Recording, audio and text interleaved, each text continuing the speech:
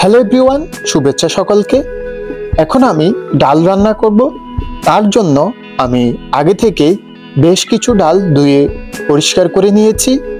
এখন আমি ধুয়ে পরিষ্কার করে রাখা ডালগুলো একটি প্যানে করে চুলায় বসিয়ে দিয়েছি এবং আমি আমার পরিমাণ মতো এখানে পানি অ্যাড করে নিচ্ছি। দেখতে পাচ্ছেন আমি আমার পরিমাণ মতো পানি অ্যাড করে নিচ্ছি। এখন আমি চুলা জ্বালিয়ে কিছু সময় অপেক্ষা করব এবং ডালের উপর ভেসে আসা ফেনাগুলো আমি ভালোভাবে ফেলে দিব। এভাবে আমি কিছু সময় ধরে অপেক্ষা করব এবং আস্তে আস্তে পুরো ফেনাগুলো ফেলে দিব। এই পর্যায়ে আমি এখানে অ্যাড করে দিচ্ছি কয়েকটি কাঁচামরিচ এবং আগে থেকে কুচি করে রাখা পেঁয়াজ কুচি। আমি এখানে অল্প কয়েকটি কাঁচামরিচ অ্যাড করেছি, যেহেতু আমরা ঝাল কম খাবো তাই। এখন আমি এখানে পরিমাণ মতো হলুদের গুঁড়ো অ্যাড করে দিয়েছি। অ্যাড করে দিচ্ছি আদা রসুন পেস্ট এবং পরিমাণ মতো লবণ। এভাবেই আমি এগুলোকে ভালোভাবে নেড়ে ছেড়ে ঢাকনা দিয়ে রান্না করে নিব এবং বেশ কিছুক্ষণ আমি রান্না করব ঢাকনা দিয়ে এবং কিছুক্ষণ পর পর আমি ঢাকনা তুলে নেড়ে দিব। এভাবেই ঢাকনা দিয়ে ঢাকনা খুলে নেড়ে ছেড়ে আমি ডালগুলো গলা পর্যন্ত আমি রান্না করব।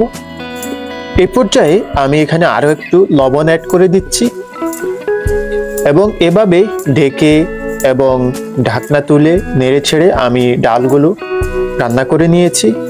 দেখতে পাচ্ছেন আমার ডালগুলো পুরো গলে গেছে। এখন আমি ডালের পাত্রটি সরিয়ে আরেকটি চুলায় রাখছি এবং এই চুলায় আমি একটি সসপ্যানে পরিমাণ মতো তেল দিয়ে দিচ্ছি এবং তেল গরম হওয়ার পর এখানে যুক্ত করে দিচ্ছি বেশ কিছু জিরে। এখন আমি যুক্ত করে দিচ্ছি আগে থেকে কুচি করে রাখা বেশ পরিমাণ রসুন। এখন আমি খুব ভালো করে নেড়ে ছেড়ে এগুলো ভেজে নিব এবং এগুলো দিয়ে আমি বাগার দিয়ে দিব।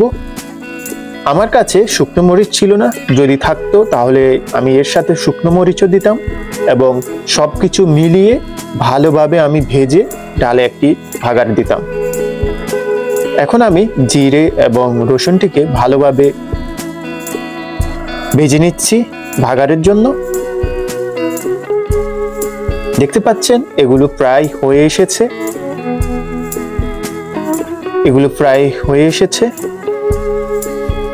আমি এই পর্যায়ে এগুলো ডালের সাথে যুক্ত করে দিব আর অল্প একটু আমি এগুলোকে ভেজে নিব আর একটু লাল করে নিব। এরপরে আমি এগুলো ডালের সাথে যুক্ত করে দিব।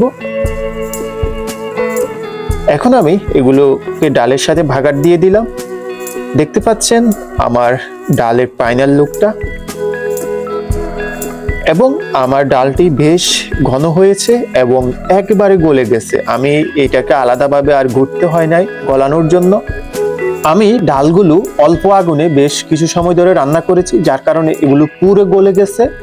আর আমাদের একটু ঘন ডাল পছন্দ, যার কারণে আমি ডালগুলো বেশ ঘন করে নিয়েছি জাল দিয়ে। দেখতে পাচ্ছেন ডালের টেক্সচারটি বেশ ঘন হয়েছে এবং আমার ডালটি একেবারে রান্না শেষ। তো আজকের ভিডিওটি এই পর্যন্ত। দেখা হবে নতুন কোনো ভিডিওতে। সে পর্যন্ত ভালো থাকবেন, সাথে থাকবেন।